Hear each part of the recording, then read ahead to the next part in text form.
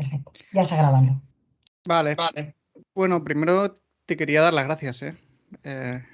Y que quede grabado, no sé si quieres que quede grabado, pero gracias por invitarme y gracias por coger y hacer este tipo de cosas. O sea, hacer este tipo de cosas es duro, es ganas monetariamente cero, pero una vez una persona que organizaba esto le decía, yo le agradecí y dije, ostras, gracias por organizar todo esto. Me decía, en estas cosas he aprendido que al final acabas recibiendo lo que tú metes y al final acabas recibiendo, digamos, feedback y una cosa que aprendes un montón y ganas mucha experiencia y tal. Y entonces es guay, pero es muy duro. Entonces, gracias por invitarme a mí y suerte con esto, ¿vale? Y bueno, has empezado bien eligiéndome a mí porque así a partir de ahora todo va para arriba. Te he visto buen ojo.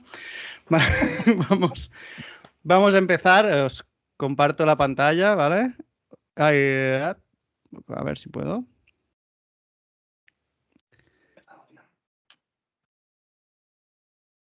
Y ahora, en principio, ya estáis viendo mi pantalla, ¿verdad? Sí, la estamos viendo, Correcto. sí, sí. Vale. Vale, pues bueno, me he tomado la libertad de poner un título que es prácticamente igual que el de la charla que teníamos puesto, pero no me acordaba exactamente y lo he puesto así un poco a ojo, pero la idea es la misma, ¿no? Es compresión de imágenes con modelos bioinspirados o inspirándonos básicamente en el sistema visual humano, ¿vale? Entonces vamos a ver cómo estas cosas o modelos de neurociencia se pueden aplicar para compresión de imagen, porque en realidad hoy en día tenemos cámaras buenísimas y nos compramos el iPhone porque han subido no sé cuántos megapíxeles, pero, por ejemplo, si tú haces bien la foto y no la puedes guardar bien, pues entonces estás en las mismas, ¿no? Entonces es muy importante no solo hacer bien la foto, sino poder guardarla bien. Y eso, vamos, cuando los que tenemos que estar borrando cada 2 por 3 cosas del móvil porque no nos cabe nada más, lo conocemos bien, ¿no? Yo no soy muy de hacer muchas fotos, pero aún así me pasa. Bueno, quería empezar con una historieta, ¿vale? Yo hace un par de años ya me mudé a esta casa y eh, como soy científico en España, pues lógicamente me mudé de una casa más grande a una casa más pequeña, eso es así, ¿vale? Eso es lo que casi va la ciencia en España. Entonces, cuando tú te mudas de una casa grande a una pequeña, ocurre que en la casa grande tú tiendes a ocupar el espacio. Entonces, yo en la casa grande pues tenía un montón de cajas, un montón de cosas, y lógicamente cuando te mudas a una casa pequeña, pues no te caben todas las cosas. Y tienes que solucionarlo de alguna forma, porque no te caben. O sea, a mí me pasaba que estos armarios que veis aquí detrás, pues básicamente estaban llenos de cosas y tenía cosas fuera de los armarios. Entonces, ¿cómo puedo solucionar esto? Pues básicamente, al final lo que acaba haciendo una persona es ordena lo que tiene y tira lo que tiene, lo que es menos importante. No hay más opciones. Tienes que ordenarlo bien y además tirar cosas. Y esto en realidad es lo que pasa con las imágenes. Para comprimir imágenes lo que hacemos es cogemos la información que hay en una imagen, la ordenamos y tiramos la menos importante, ¿vale? Y eso es, en realidad es lógico, pero no es fácil porque en una imagen, ¿cómo la ordeno? ¿Cómo ordeno las cosas? ¿Qué significa ordenar una imagen? ¿Y qué tiro de una imagen? O sea, ¿qué es lo más importante, lo menos importante? No es fácil, ¿no? Eh, Aquí tenéis una calle, ¿vale? De Nueva York. Yo tuve que hacer la mudanza porque me vine, estuve allí unos años y me vine aquí. Y esta es una calle de ahí, tenía lo de casa y había mucho movimiento, estaba muy guay. La verdad es que se echa estas cosas de menos, ¿vale? Había muchas tiendas y tal.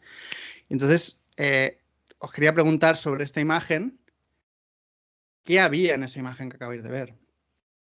Porque en realidad, si os pregunto, ¿la calle era de doble sentido o no era de doble sentido?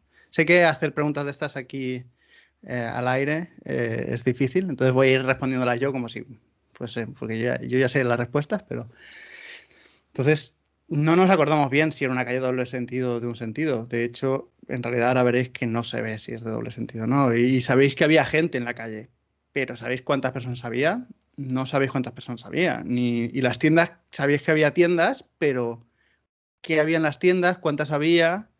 cómo eran, igual que los edificios, las fachadas, todo eso, nosotros tenemos un concepto en la cabeza de lo que había en esa imagen y de alguna forma nuestra cabeza ha hecho eso. Nuestra cabeza ha cogido la imagen, ha ordenado las cosas y se ha deshecho de las cosas menos importantes y tenemos un concepto de la que hay en la cabeza ahora mismo, pero es verdad que no sabemos lo que había, no sabremos reproducirlo exactamente, ¿vale? Entonces esa es un poco la idea, ¿no?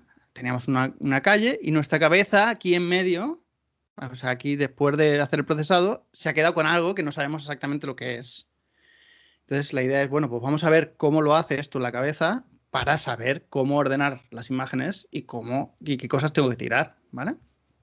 Primero vamos a ordenar y después vamos a tirar. Y esto nos lo da la neurociencia. Y aquí le ponemos el más computacional porque en realidad lo que queremos son modelos para meter en el ordenador. Una cosa es hacer neurociencia, de mirar, medir en el cerebro y ver lo que hay y entenderlo. Y luego otra cosa es hacer un modelo que tú puedas meter en un ordenador y puedas utilizar. Y eso es, pues, una parte más hacia allá, ¿vale?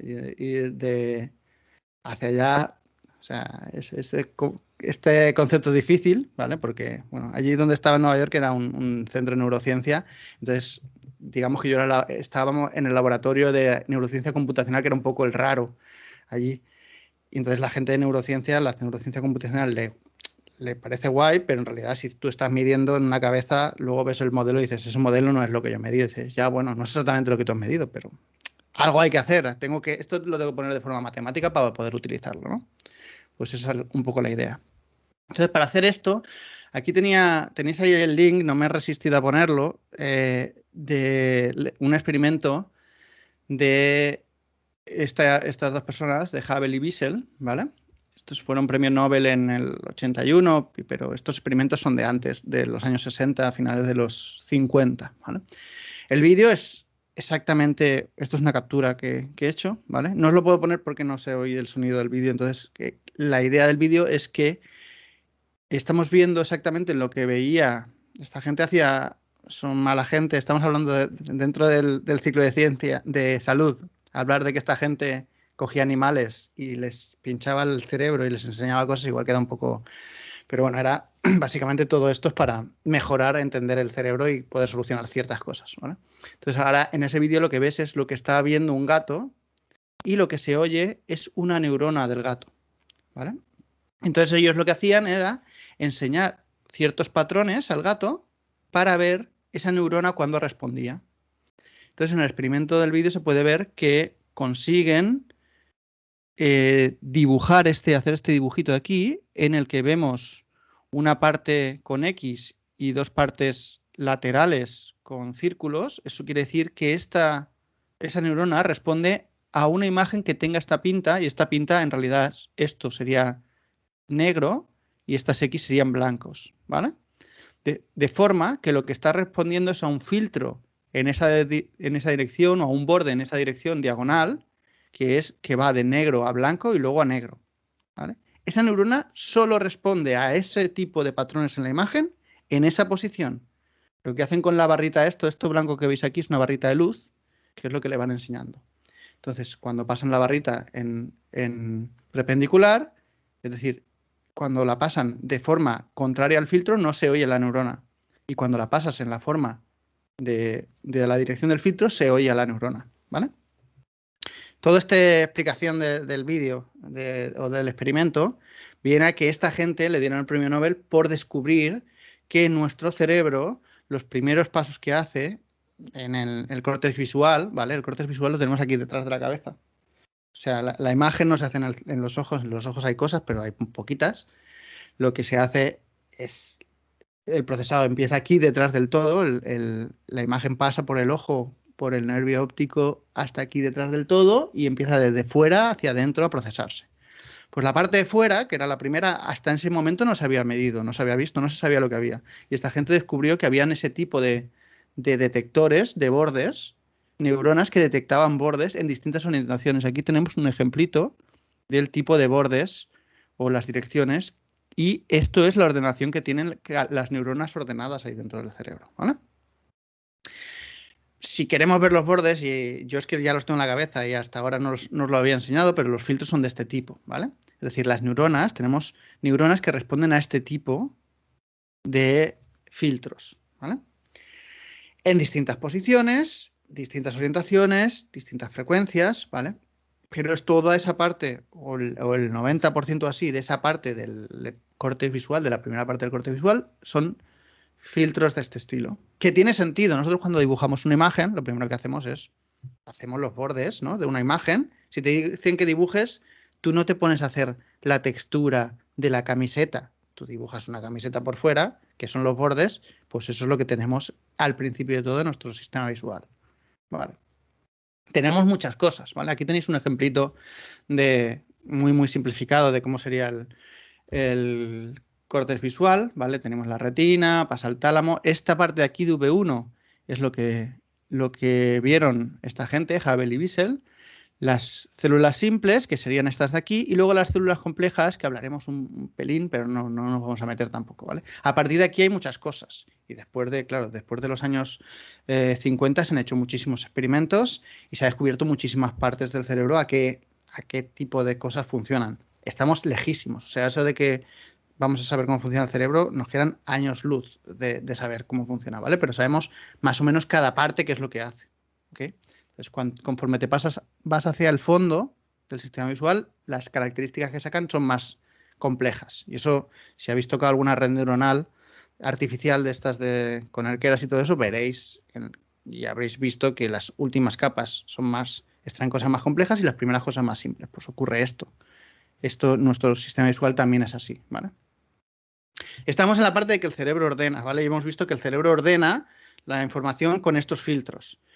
Aquí tenemos un ejemplo de los filtros y es un ejemplo un poco para ver el efecto de esa ordenación, ¿vale? ¿Por qué? Porque en realidad estos filtros están puestos en horizontal, rectos, pero en nuestra cabeza es imposible que veáis una línea recta horizontal.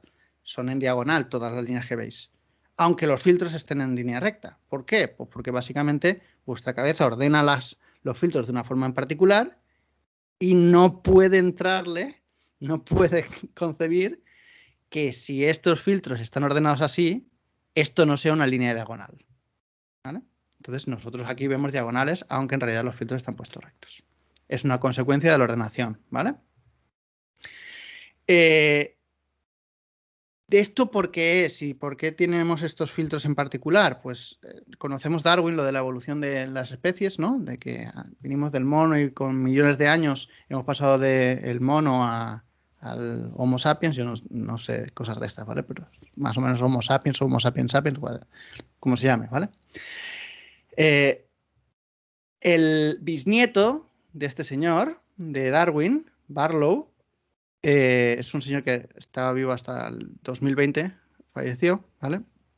Este señor en los 60 propuso esta hipótesis de codificación eficiente, es decir, dio un paso más en cuanto a la teoría de la evolución, un paso más concreto. Lo que propuso es que el sistema visual humano se había adaptado durante millones de años para ser eficientes para procesar las imágenes naturales. Es decir, nuestra cabeza tiene que coger un montón de información que hay en la imagen y tiene un cuello de botella, no nos cabe toda la información que hay en una imagen hay millones y millones de píxeles, entonces no nos cabe, tenemos que hacer algo, tenemos un cuello de botella y nuestro cerebro tiene que hacer ese cuello de botella y lo hace de forma eficiente procesando el tipo de imágenes naturales que solemos ver, ¿vale? Entonces,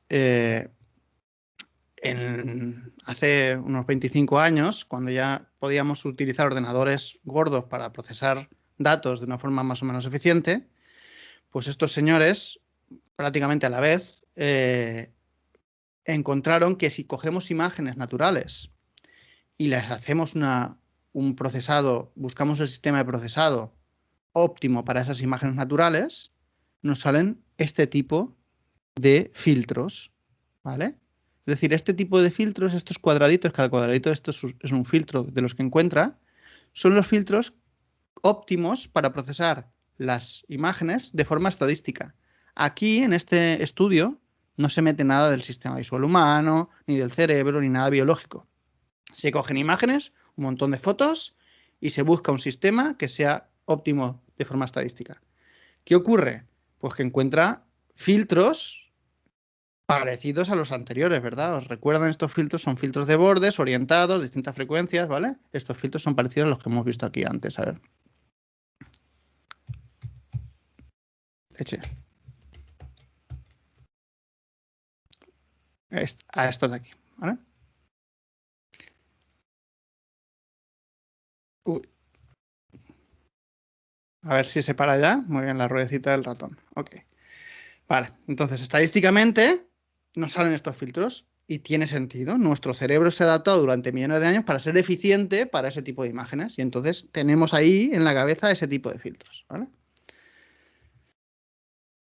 Eso es cuando el cerebro ordena. Vamos a la parte en la que el cerebro tira, ¿vale? El cerebro ordena utilizando este tipo de filtros. Tiene cosas más profundas, pero la primera parte sería así. La segunda parte, que es la del cerebro tira, es encuentra las 5 diferencias, ¿vale? Nuestro cerebro no mira las cosas como un ordenador. Nuestro cerebro no le importan las mismas cosas que el procesado que hacemos normalmente con un ordenador. Si aquí te pones a mirar las diferencias así, aun siendo esto de un niño pequeño, pues te tirarías un buen rato intentando encontrar las 5 diferencias. Si lo hacemos como lo haríamos con un ordenador, ¿cómo lo hace un ordenador? Pues se coge la imagen A, se coge la imagen B, las resta y entonces se encuentran las diferencias de una forma bastante rápida, ¿no? Si os enseño la resta de las imágenes, la veréis muy rápido. ¿Y por qué si haciendo la resta se ve rápido, yo aquí no los podía ver? Pues porque básicamente tu cabeza no hace restas de imágenes. Tu cabeza le importa cosas que no son exactamente la resta, ¿vale? Aquí tenemos otro ejemplo en el que veis la imagen original es la de en medio y todas las de alrededor tienen la misma distancia a la imagen original si medimos esa distancia utilizando la distancia euclidia o L2 o como queráis llamarle, ¿vale? Básicamente la resta de una imagen y otra al cuadrado. Si utilizamos eso, cada una de estas tiene la misma distancia al centro. Pero nosotros, como humanos, eso ni de coña tiene la misma distancia cada imagen al centro. Para nosotros, pues hay imágenes que se parecen más, esta se parece mucho a la del centro y esta se parece muy poco. Aún así, en distancia euclídea tienen la misma, pero perceptualmente, lógicamente, pues no se parecen nada. ¿Por qué? Pues porque nuestro cerebro tira cosas de una forma particular, ¿vale? Elimina cierta información y se queda con otra información muy particular, ¿vale? Una aproximación, la primera aproximación o el efecto más fuerte donde se puede ver esto es en esta función de sensibilidad al contraste, donde vemos básicamente variación de frecuencia y de contraste, ¿vale? Y entonces, esto en principio hay que hacerlo muy bien, o habría que hacerlo bien dependiendo de la distancia que tengáis a la pantalla del ordenador, el efecto es uno u otro, pero el efecto es tan fuerte que en realidad todos estáis viendo algo parecido a esto, donde veis, tenéis cosas más visibles aquí, esta parte es más visible, esta es menos visible o casi invisible y esta es más invisible. ¿Qué ocurre? A frecuencias muy bajas, nuestra sensibilidad es una sensibilidad media. Conforme vamos subiendo la frecuencia, la sensibilidad empieza a crecer y cuando la subimos muchísimo, la sensibilidad desaparece. Pues esto lo podemos utilizar para tirar. Esto significa que el cerebro está tirando unas frecuencias y otras se las queda, ¿vale? Entonces ahora ya podemos pasar a la parte de imagen, a la parte ingenieril, ¿vale? ¿Cómo funciona el JPG? Que seguro que lo conocéis todos. Pues básicamente ordena lo que hay en una imagen utilizando algo parecido a lo que habíamos visto. Habíamos visto filtros de bordes, pues en realidad esto es como una transforma de Fourier, ¿vale? Es la transforma del coseno, pero es como una transforma de Fourier donde vemos bordes verticales, horizontales y diagonales. Es decir, me cojo la imagen, la corto a trocitos y esos trocitos cada uno pues lo comparo con estos filtros de aquí. Eso es la parte de ordenar. Me ordeno la imagen en trocitos y miro cada trocito como se parece a cada uno de esos bordes. Vale. Y la segunda parte es la de tirar, en la que aplicamos la CSF, ¿vale? Donde la parte de frecuencias altas, que son estas de aquí, pues las penalizaré más. Las partes de frecuencia media, que son estas de aquí, me las dejaré bastante igual. Y estas de aquí de frecuencias bajas, pues las penalizaré un poco, haciendo estas dos cosas simples, muy de ingeniería, ¿vale? Esto se implementa en el fondo se implementa con una matriz de cuantización, pero bueno, básicamente todos son simplificaciones, ¿no? Pero es bastante aproximado. Haciendo esto, consigues que las imágenes ocupen 10 veces menos. Y eso es un montón. De hecho, JPEG cuando apareció, pues hizo un cambio en la ingeniería, en imágenes, y cambió un montón la transmisión de imágenes, la transmisión de vídeo. Hay un montón, perdón, que estoy con el carraspeo.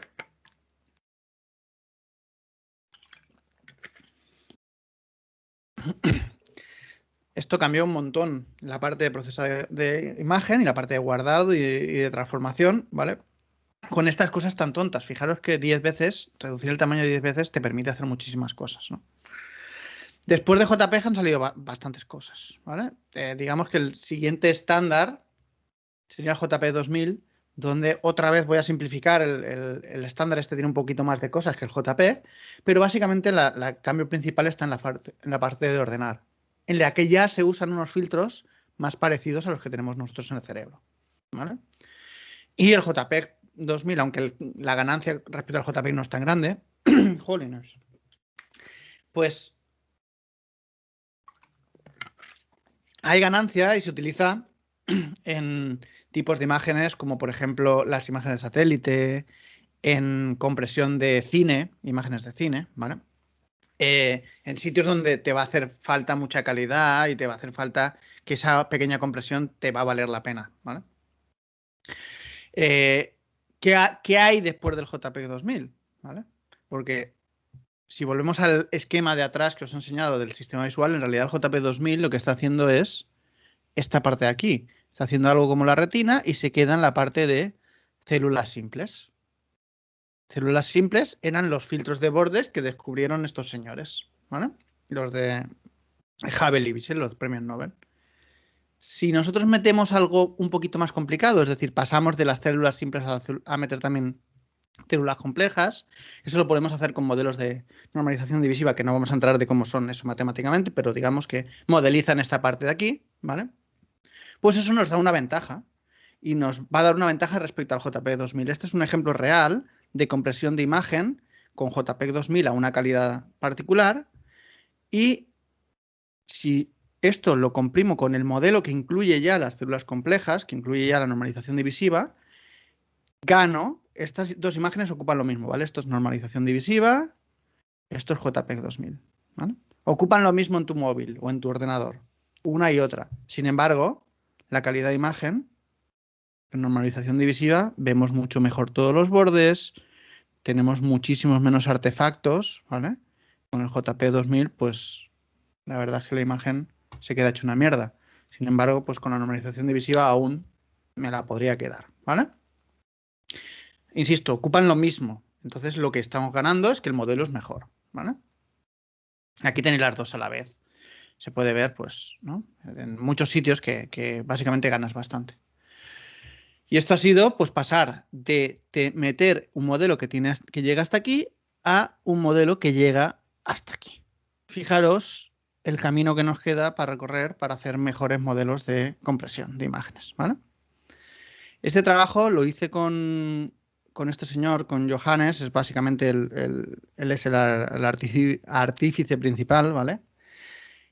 Johannes con Alex y con Eero, estamos los cuatro allí trabajando en la Universidad de Nueva York con este señor, con Eero, y Johannes pues se fue a Google, vendió su alma a Google y se fue allí a Google a vivir en el polígono industrial de Silicon Valley a desarrollar estas cosas. Si entráis en la parte de TensorFlow de compresión, veréis que la lleva él y mi nombre sale por ahí por algún hueco también. Y Alex se fue a Apple aún más lado aún más oscuro, porque con Alex sí que ya no se puede hablar de investigación, con Johannes a un trabajo. Y Alex se fue a trabajar en modelos de estos para medidas de calidad de imagen. ¿Vale? Esto, digamos que aquí acaba la parte de compresión. Tengo dos slides más, solo para enseñaros que estos modelos no solo te van a servir para procesar, para comprimir imágenes, lo puedes utilizar para cualquier cosa. Vas a ganar cuando cuanto mejor modelo tengas del sistema visual humano, más vas a ganar, ¿vale? En esta transparencia, esto es lo que estuvimos haciendo más con Alex, que es lo que están trabajando en principio en Apple, ellos no lo pueden decir, pero yo sé que es así, utilizar este tipo de medidas de distancia entre imágenes. Antes os he enseñado esto de aquí, este ejemplito, y claro, medir la distancia entre estas imágenes con un ordenador es difícil predecir lo que diría un humano. Entonces aquí a la izquierda tenemos en el eje horizontal lo que diría la distancia euclidia y aquí en el eje vertical lo que diría un humano para cada una de las imágenes, ¿vale? Cada puntito es una imagen distorsionada. Entonces cogemos una imagen de esta distorsionada, le enseñamos la original y el humano dice, pues esto, la distancia es 100. Pues si es 100, le pone un valor aquí. Y el método este, el RMS, que dice, pues que la distancia es no sé cuánto, ¿vale? Entonces, para esas pares de imágenes, pues aquí tenemos un montón de pares de imágenes y esto es lo que te sale, esta nube de puntos te sale si utilizas la distancia euclidia. Si utilizas este modelo de normalización divisiva, te sale esta nube de puntos. Las imágenes son las mismas. Lo único que cambia aquí es la predicción que da el modelo de normalización divisiva o que da el modelo de distancia euclidia. Se puede ver claramente que el modelo de normalización divisiva correlaciona mucho mejor con lo que hacen los humanos, ¿no? Con lo que te diría un humano. Es decir, te puedo predecir lo que va a decir un humano bastante mejor que aquí. Aquí hay un poco un nube infernal, ¿vale? Y esto se puede utilizar para otras cosas. En esto es lo que trabajamos con Alex y seguramente esto es lo que están haciendo allí en Apple, aunque no me lo van a decir, pero como me lo puedo inventar, si no me lo dicen me lo puedo inventar, están en la parte de pantallas, ¿vale? En Apple se trabajan muy bien que las pantallas representen realmente la imagen de una forma fidedigna. Entonces, lo que puedes coger es intentar cogerte una imagen normal con una cámara y procesarla con el modelo para que la imagen que tú enseñas por la pantalla se parezca lo máximo posible a lo que un humano hubiese visto ese día cuando miraba las vías del tren. Solo haciendo ese proceso, que es un proceso muy simple, consigues ganar en calidad de detalle en la imagen. Es la misma, ¿eh? Es la misma imagen. Esto es como un filtro de Instagram, pero con un poco de ciencia detrás, ¿vale? Que sería imponer que este modelo o imponer este modelo para que esta imagen se parezca lo máximo posible a lo que un humano le gustaría ver, ¿vale? Y hasta aquí la chapa, ¿vale? Así que estoy abierto ahora a que me insultéis o me hagáis preguntas. Como es anónimo, bueno, Muy o bien, no pues os veo la cara. muchísimas gracias. Ahora sí que me escuchas, ¿no? Sí, sí, sí, te escucho. Perfecto, Valero. Muchísimas gracias. Ha sido muy interesante. Felipe ha hecho una pregunta. Le voy a poner el micrófono por si quiere él hacértela directamente. ¿Lo tienes habilitado, Felipe? Por si quieres dar más explicaciones. Vale, sí. ¿Se me oye? Sí. Muy bien. Nada, simplemente preguntar si existían modelos por encima del Cortex Visual V1, es decir, si se había implementado algo, pues no sé, en V2 o V3, o es aún un gran desconocido. Hay modelos computacionales de esas cosas, pero fíjate que el salto aquí hay como unas flechas y entonces empieza a complicarse cada vez, cada pasito complica bastante el tema. Entonces, modelos computacionales sí que hay. eh, no hay modelo, digamos que no hay un estándar en este paso de aquí. En esto se está trabajando en saber en V2 en realidad qué es lo que hace el cerebro y tenerlo bastante claro, porque es mucho más difícil. Cuando estuve allí, en el Centro de Neurociencia vi algunos experimentos que estaban haciendo allí con monos para intentar saber esas células, qué es lo que hacen. Es mucho más difícil porque está mucho más profundo en el cerebro y los patrones que tienen que enseñarle al animal son mucho más complejos para que la neurona responda. La respuesta desde el punto de vista de neurociencia es esa. En realidad hay mucho lío aquí, aunque hay alguna cosa. Desde el punto de vista de ingeniería, siempre ha habido la ilusión en el mundo de la compresión de imagen de hacer modelos de compresión de imagen que incluyan los tipos de textura que tiene una imagen.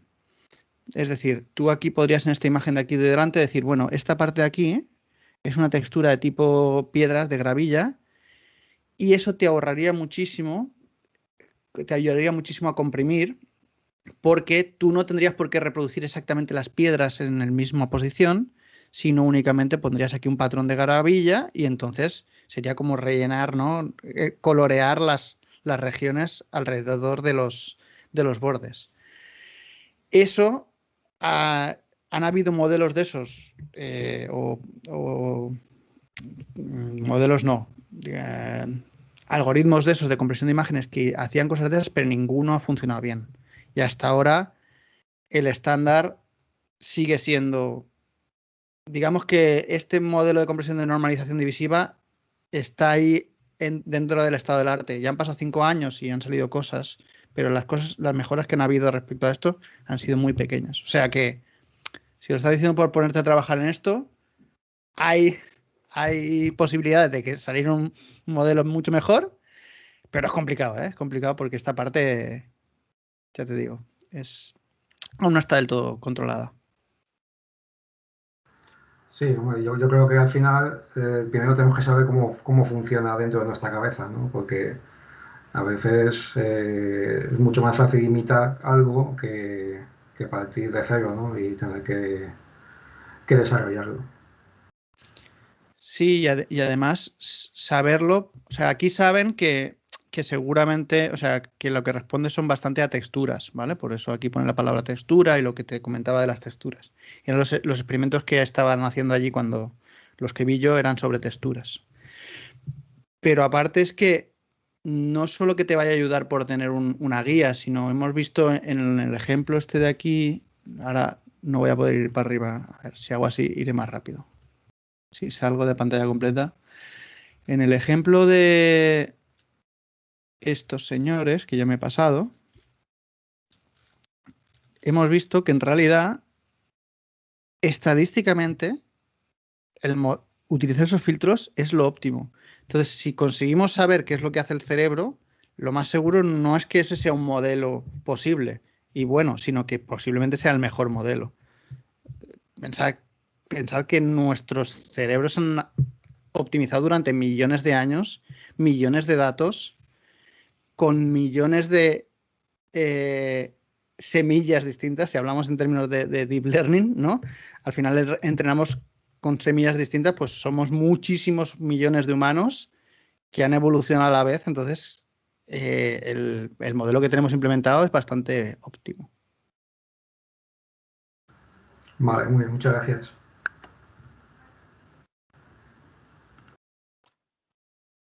Valero, no hay ninguna pregunta más. Yo, cuando estuve haciendo un poquito de investigación en lo que ibas a hablar, me preguntaba también qué otros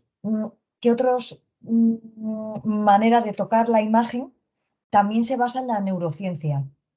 He visto, decían, segmentación, interpolación, no solamente compresión. No sé si es otro tema totalmente distinto. ¿Nos puedes dar un poquito?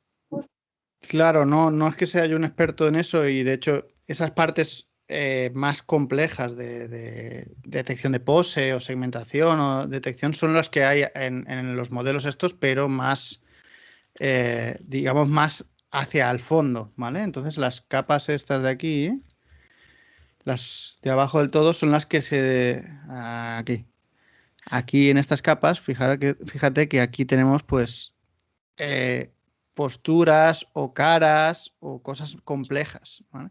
Entonces, utilizar este tipo de modelos, o aunque sea solo para el principio y luego ya reentrenas esta parte, porque no la tengamos clara y dices, bueno, pues voy a reentrenar esta, ¿no? Sabemos el campo este de transfer learning, de deep learning, en el que pues te coges un modelo ya más o menos preentrenado y a partir de ahí creces. Pues bueno, pues eso podríamos hacerlo con un modelo de estos al principio y reentrenar esa última parte. O si tuviéramos ya un modelo bueno de esto, pues sería directo. Porque nos pasa, o sea, en nuestra cabeza hay neuronas específicas para distintas cosas, por ejemplo, para distintas caras. Hay gente que tiene un golpe en la cabeza y se le olvidan las caras. ¿Por qué? Pues porque ha perdido esa parte del cerebro donde están guardadas las caras. Sigue haciendo vida normal, puede hacer vida normal perfectamente porque solo ha perdido esa parte. Ahora no se va a acordar de las caras. Claro, sí, es que uno de los puntos que hablaba, tú has hablado de la compresión, había muchísima documentación sobre segmentación, sobre cómo en la imagen médica cogían partes en 2D para intentar formar algo en 3D y de interpolación, y que también tenía mucho que ver con cómo el cerebro es capaz con 2 imágenes imaginarse algo. Sí, la estereoscopía es eso. Luego coger las 2 imágenes y hacer la profundidad y tal, aunque también pasa, o sea, digamos que hay muchas cosas de estas que se pueden aplicar y hay mucha gente haciendo mini modelos para distintas partes del cerebro, para problemas particulares. Y por ejemplo, para eso de profundidad, se sabe que no solo por tener 2 ojos vemos profundidad, aunque ayuda muchísimo, sino que personas que solo tienen visión en un ojo también pueden percibir profundidad de una forma más o menos buena. Es decir, no se van pegando contra las paredes y eso. Y eso es porque hay estadios de estos de aquí que se dedican a eso, a extraer la profundidad, no solo con las 2 imágenes. Muy bien. Pues mira, mientras tanto la gente ya se va animando y creo que va primero Cristian, que también vamos a ver si él te puede contactar directamente. Yo le he habilitado el micrófono. Y si no, Maxi, también. Sí. ¿Se me escucha? Perfecto. Vale. Bueno, primero, gracias, Valero. Yo soy Cristian y Hola. tenía 2 preguntas. Una es que nos comentes un poco cómo es el coste computacional de aplicar la normalización divisiva frente a aplicar una compresión JPG o algún tipo de filtro diferente. Y la segunda pregunta sería que, por ejemplo, yo ahora estoy realizando mi TFG para detectar unos objetos en imágenes y quería preguntarte si recomiendas aplicar algún tipo de filtro o compresión a las imágenes antes de entrenar una red neuronal o que agilice el entrenamiento y reduzca el coste computacional. Vale, te contesto por orden. Respecto al coste del modelo, respecto al JPEG, el coste es más alto porque tienes más capas y tienes más procesado, aunque no es muy exagerado el coste. Porque hay una parte detrás que es la parte en la que el entropy coder, que es básicamente cómo después eso se guarda directamente en el fichero, que el JPEG 2000 es bastante complicado. Y entonces por ahí también ganas, pero aún así sí que es un poco más complejo. Lo que pasa que estamos hablando de un coste de menos de 1 segundo por imagen, la compresión. El JPEG, me parece que el otro día estábamos haciendo pruebas y tardaba como 0,6, pues esto tarda como 0,8, tardaba como 0,8, o sea, el coste no era muy distinto. Y si piensas en redes neuronales convolucionales, el coste sería más o menos como el de una capa convolucional. El mismo coste que tiene una capa convolucional tendría añadir una capa de normalización divisiva. Y en cuanto a comprimir las imágenes o algo antes de meterlas en el modelo, yo normalmente recomiendo no tratar los datos de entrada al modelo, a no ser que estés seguro de lo que estás haciendo, porque vas a eliminar información. Si sabes que la información que eliminas al meterlo al modelo, esa información no va a influir, es decir, yo sé que esta información no es importante para lo que quiere hacer el modelo, pues vale, quítala. Pero si no lo tienes claro, deja el modelo y el modelo ya lo quitará. Esa es un poco la idea del deep learning, es déjale que él mismo haga su extractor de características y su clasificación, porque si no, lo que va a pasar es que igual eliminas una información que es interesante. Aunque, por ejemplo, estuvimos trabajando en algo parecido hace 5 años o algo así, con imágenes de satélite, que lógicamente enviar imágenes del satélite a la Tierra y distribuirlas por la Tierra es un infierno, entonces hay que comprimirlas. Entonces vimos que comprimiendo las imágenes, con imágenes comprimidas, conseguíamos sacar mejores resultados que con imágenes no comprimidas. Y esto era porque la compresión al final mete una especie de emborronamiento a la imagen, es decir, pierdes características y pierdes unas características que no eran importantes. Entonces, al final ese emborronamiento o ese tipo de información que quitas en la compresión, para ese problema en particular que tratamos, lo que hacía era mejorar y ayudar al siguiente paso del algoritmo porque le eliminaba un ruido y una variación que no le importaba, ¿vale? Entonces, es delicado el tema. O sea, de normal yo te recomendaría que si no sabes nada, no comprimas las imágenes. Vale, muchas gracias. Nada.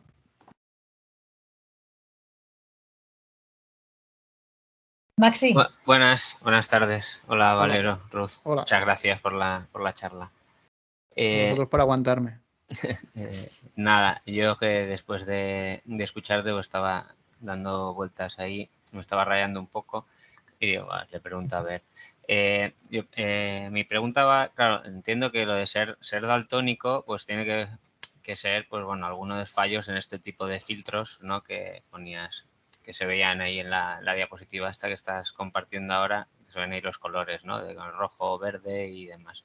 Entiendo que eso será. Entonces, mi pregunta era si de alguna manera, o si habían investigaciones, si sabes, de alterar las imágenes para que un daltónico pudiera ver de una forma como más parecida a lo que vemos las personas que no son daltónicas.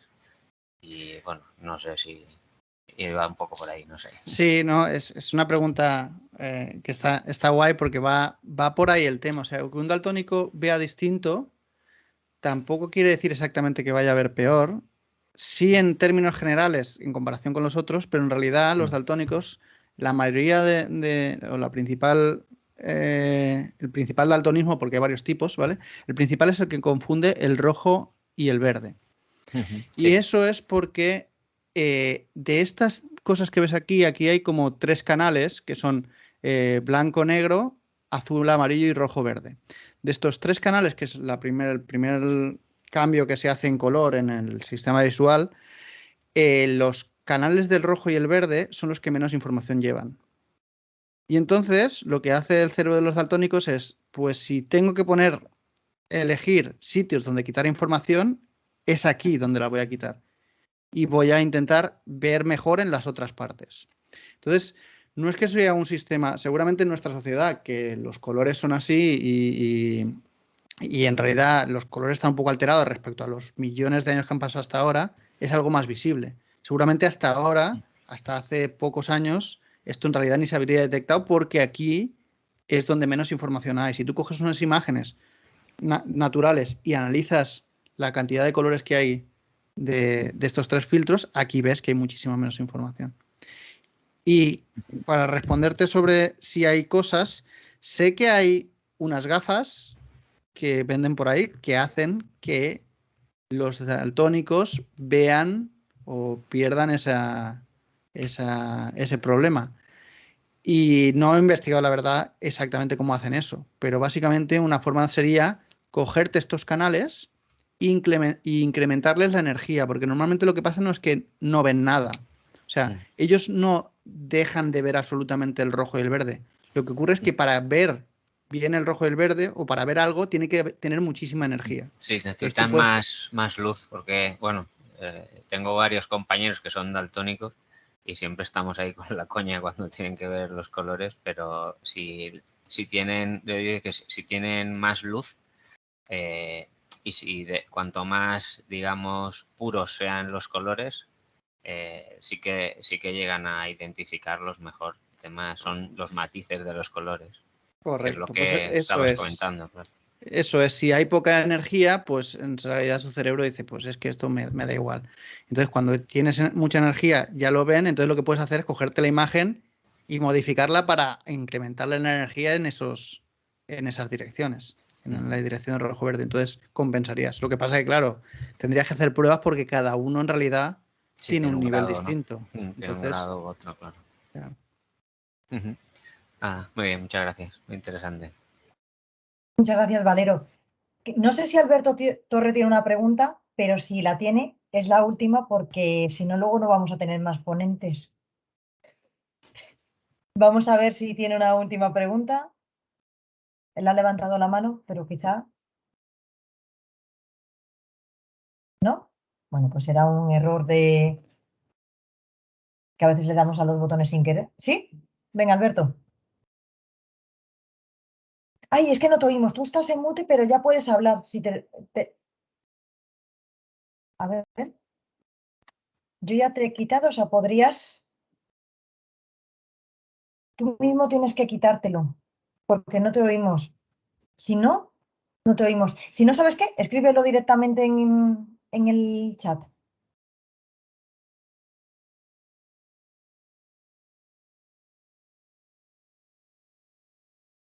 Que debe estar silenciado. Es que no te oímos. No le oís, ¿verdad? No. ¿Lo dejamos entonces? ¿No quieres ponerlo en el chat? Ah, que tampoco puedes. Qué curioso. Pues nada, no te preocupes. Luego nos mandas la pregunta y yo se lo paso a Valero, ¿vale? Yo creo que hasta aquí ya hemos abusado de tu confianza. Ya muchas gracias por la resolución de todas las preguntas. Reiterarte las gracias por esta primera vez y nada, espero que haya sido muy provechoso para todos. Como he dicho al principio, para los que os habéis unido, esto es un ciclo de 6, esta es la primera, las demás también van a ir relacionadas no solamente con imagen, sino con sonido y con procesamiento de lenguaje y otras técnicas que vamos a ir viendo. Estoy ya cogiendo los últimos ponentes y, Valero, decirte solo que estaba chequeando ahora mismo 24 personas conectadas. Esto es todo, Pobrets. madre mía, que levantas pasiones, ¿eh? Voy a hacer, de verdad, que he hecho muchos de estos y conseguir 24 personas a las 7 de la tarde. Muchísimas gracias a todos por estar aquí y hasta el siguiente. Nada, gracias. Gracias. Hasta luego, chicos. Cualquier pregunta o sugerencia.